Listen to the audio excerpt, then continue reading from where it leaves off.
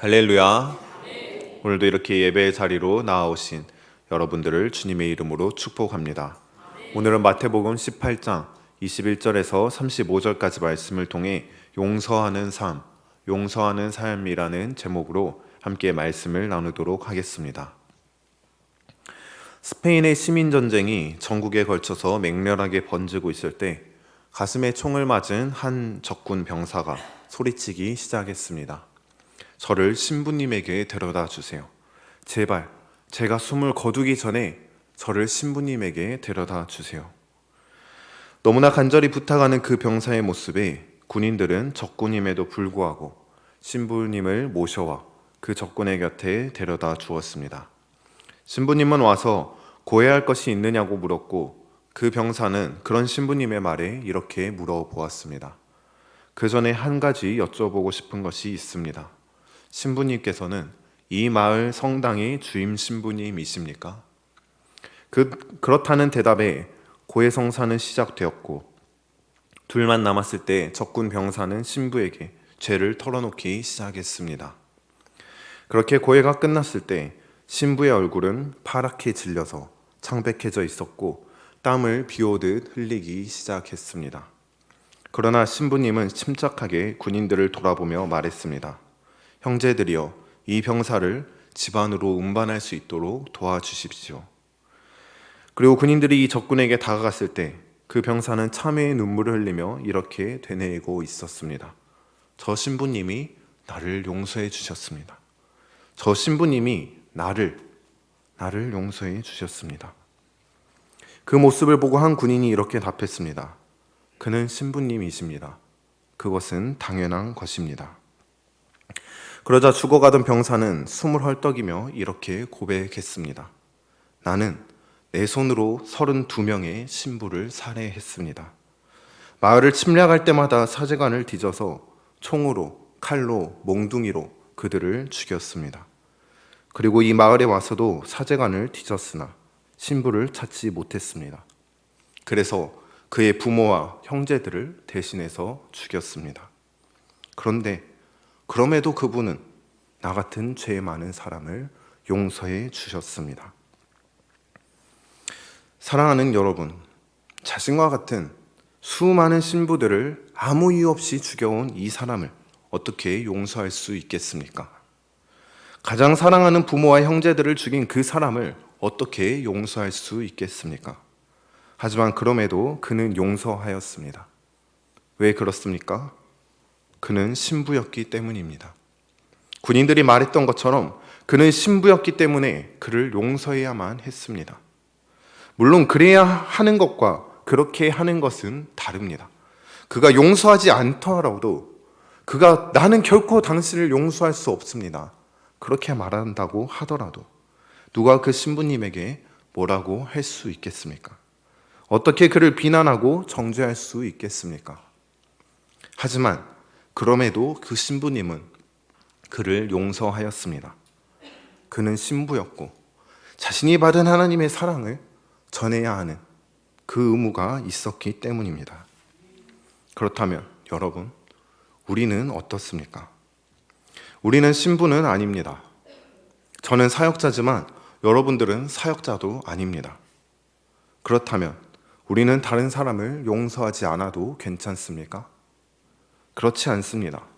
우리는 그리스도인이기 때문입니다.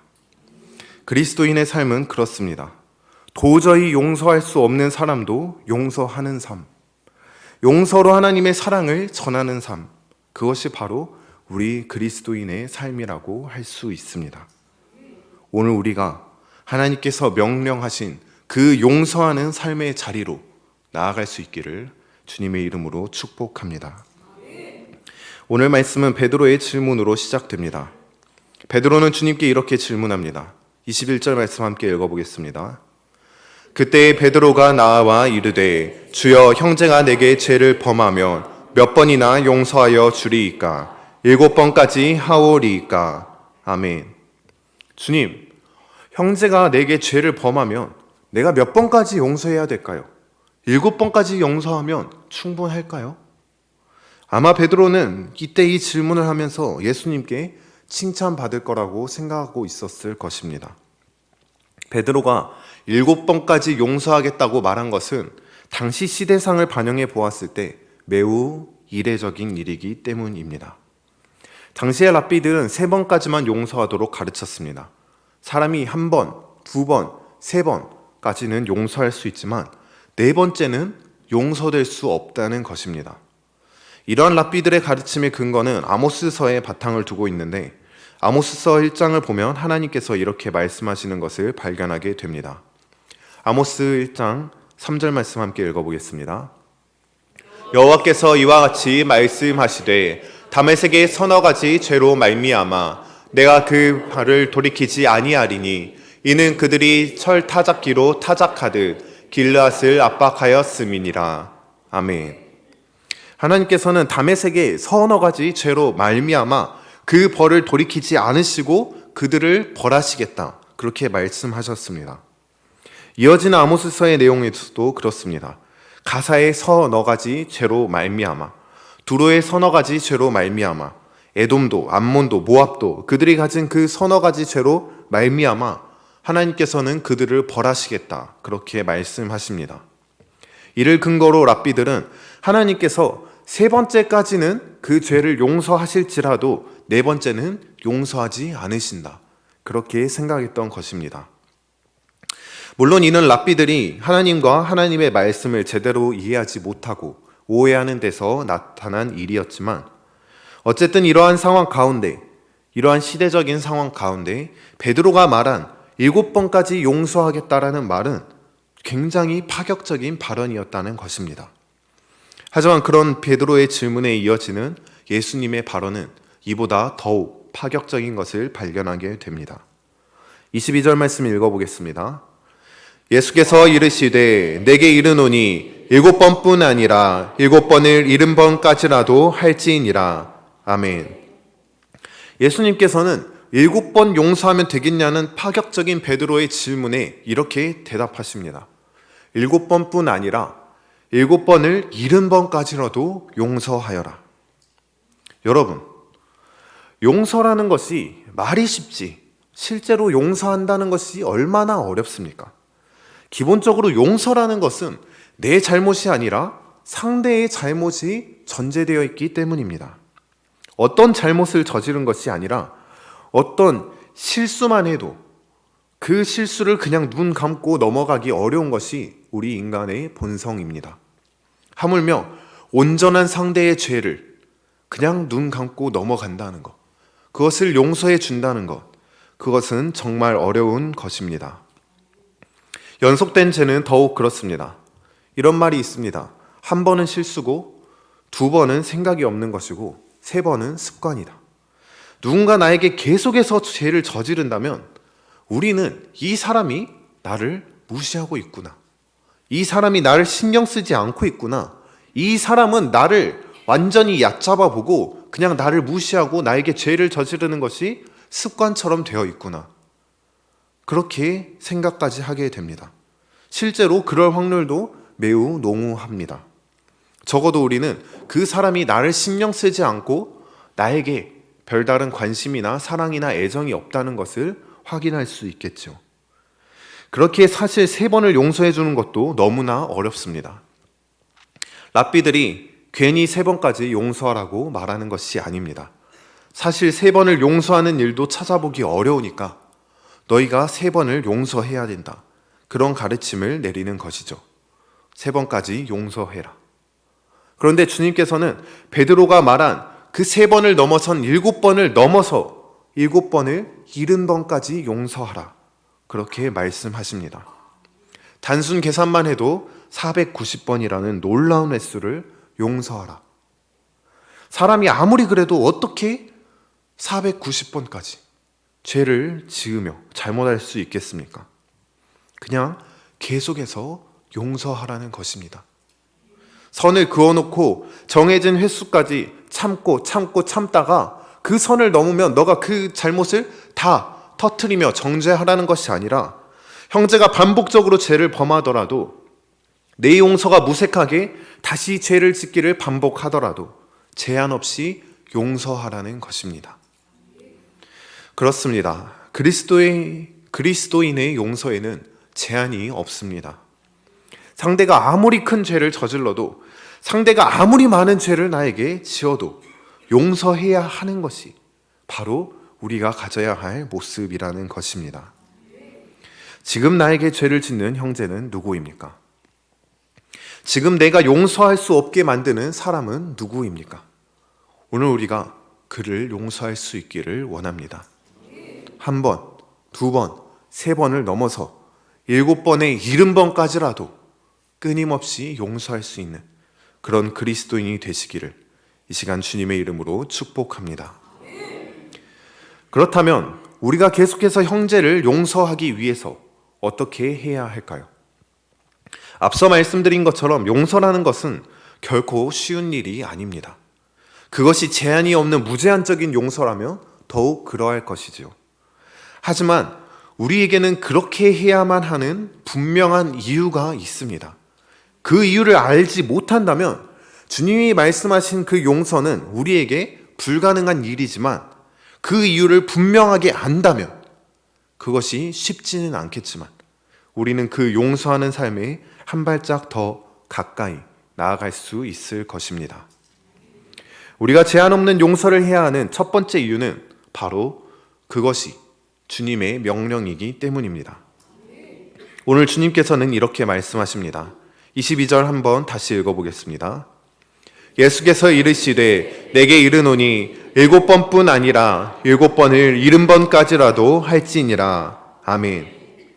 여기서 주님께서 베드로에게, 그리고 지금 이 시간 여기에 나와 있는 우리에게 말씀하시고 있는 것은 내가 그렇게 용서하길 바란다, 내가 그렇게 했으면 좋겠다, 그런 것이 아닙니다.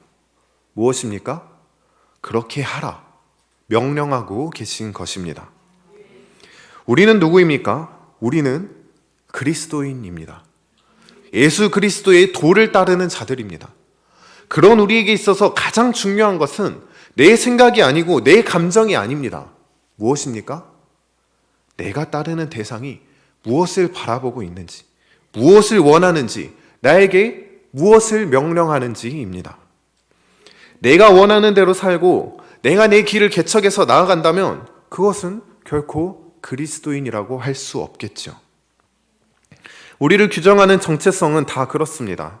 우리는 주님의 제자이고 왕 대신 하나님의 백성이며 그의 자녀입니다. 제자가 어떤 존재입니까? 베드로의 모습을 보면 알 수 있지 않습니까? 그는 주님을 따르기 위해 일터도, 집도, 가족들도 다 버려두고 주님을 쫓아갔습니다. 갈릴리 호수에서 주님을 따라간 그 순간, 주님의 제자가 된 그 순간, 그에게 있어서 가장 중요한 것은 자기 자신이 아니라 자신이 쫓는 예수 그리스도가 된 것입니다. 우리도 그렇습니다. 우리가 예수님의 제자라면 더 이상 내가 원하는 삶을 살아가지 않아야 합니다. 나는 그를 용서하고 싶지 않더라도 나는 그리스도인이기 때문에, 나는 예수님의 제자이기 때문에 그 명령을 따라야 하는 것입니다. 백성은 어떻습니까? 왕이 결정하면 백성에게는 선택권이 없습니다. 제자에게는 그래도 선택권이라도 있지만 백성에게는 선택권도 없습니다. 자신의 의지로 그 나라를 떠나는 것조차도 허용되지 않습니다. 왕이 전쟁을 일으키면 끌려가서 싸워야 하고, 왕이 세금을 올리면 그 세금을 내기 위해 죽어라 일해야 합니다. 그게 왕과 백성의 관계입니다. 백성에게는 왕의 명령을 거역할 수 있는 자격조차도 주어지지 않는다는 것입니다. 자녀도 그렇습니다. 자녀가 장성하여 부모의 품을 떠나지 않는다면 그는 부모의 권위 아래에 있습니다. 왜 그렇습니까? 부모가 재워주고 먹여주고 입혀주고 부모가 그 자녀의 모든 것을 책임지기 때문입니다. 그렇기에 자녀에게는 부모에게 순종해야 하는 의무가 있습니다. 비록 그것이 자녀가 보기에 불합리하고 따르기 어려운 명령일지라도 그렇습니다. 부모의 명령은 자식이 잘 되기를 바라는 것이기 때문입니다. 그런 의미에서 이 모든 상황에 해당되는 우리에게 있어 예수님의 명령은 반드시 따라야 하는 것입니다. 비록 상황이 그렇지 않더라도, 저 사람의 죄로 인해 내가 너무 많은 고통을 겪었을지라도, 도저히 용서하고 싶은 마음이 들지 않아도 그렇습니다. 주님께서 말씀하셨기 때문에, 주님께서 끝까지 용서하라고 말씀하셨기 때문에, 우리에게 그렇게 명령하셨기 때문에 우리에게는 다른 이유가 필요 없습니다. 우리는 그리스도인이기 때문에 모든 상황을 뒤로하고 그 명령에 순종해야 하는 것입니다. 하지만 단순히 주님의 명령이기 때문에만 우리가 용서하는 삶을 살아가야 하는 것은 아닙니다. 우리는 다른 이유가 없이 주님의 명령이기 때문에 그 명령에 순종하여 7번의 70번까지도 형제들을 용서해야 하겠지만, 우리가 그럴 수 없음을 우리는 우리의 삶을 통해 많이 바라보고 있습니다. 하지만 우리가 주님의 명령을 따라야 하는 이유는 더 있습니다. 그것은 우리가 바로 1만 달란트를 빚진 자이기 때문입니다. 오늘 주님께서는 베드로에게 한 이야기를 꺼내셨습니다. 바로 1만 달란트 빚진 자에 대한 이야기입니다. 다들 잘 아시는 것처럼 이 이야기의 주인공은 1만 달란트라는 엄청난 빚을 졌습니다. 1달란트가 6천 데나리온 가량 되는데, 1데나리온이 노동자의 하루 품삯에 해당되는 금액입니다. 이를 환산하면 1만 달란트는 오늘날 금액으로 환산할 때 아무리 보수적으로 잡아도 거의 6조 원에 해당하는 어마어마한 금액이라고 할 수 있습니다. 그런 엄청난 빚을 누가 갚을 수 있겠습니까? 그런 빚을 진 자의 최후는 누구나 예상할 수 있을 것입니다. 25절 한번 함께 읽어보겠습니다. 갚을 것이 없는지라 주인이 명하여 그 몸과 아내와 자식들과 모든 소유를 다 팔아 갚게 하라 하니. 아멘. 갚을 것이 없으니 그 몸도 모든 재산도 심지어는 아내와 자식들까지도 다 팔리게 됩니다.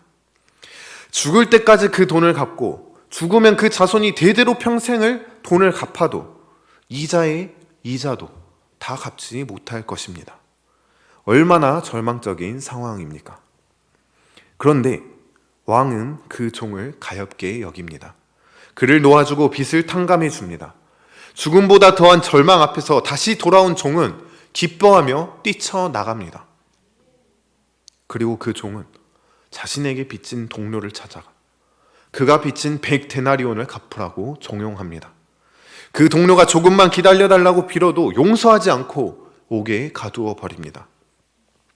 그리고 그 소식을 들은 왕은 빚을 탕감받은 이 악한 종을 불러 이렇게 말합니다.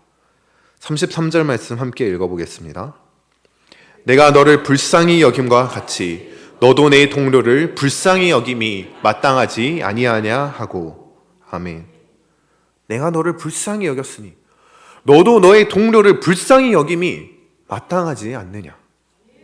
그렇습니다. 1만 달란트라는 도저히 갚을 수 없는 그 빚을 탕감받았다면 그는 마땅히 자기가 사함받은 그 빚을 생각해야 할 것입니다. 다른 사람의 빚을 눈 감아 주어야 함이 옳다는 것입니다. 100데나리온이 작은 돈이라는 것은 아닙니다. 이는 무려 100일치 품삯에 해당하는 큰 돈입니다. 하루를 온전히 일한 품삯을 기준으로 하기 때문에 오늘날 월급으로 치면 대략 반년치에 해당하는 월급이라고 할 수 있겠죠. 보수적으로 잡아도 1,000만 원이 넘어가는 그 돈을 우리가 어떻게 작다고 할 수 있겠습니까? 하지만 그럼에도 1만 달란트라는 커다란 돈에 비하면 이 돈은 아무것도 아니라는 것입니다. 그럼에도 우리가 그 커다란 돈을 탕감받았다면 이 은혜를 우리가 나눌 수 있어야 한다는 것입니다. 그것이 바로 사람 된 도리이지 않겠습니까? 우리도 마찬가지입니다. 우리는 1만 달란트라는 큰 빚을 지고 있던 자들입니다. 무엇입니까?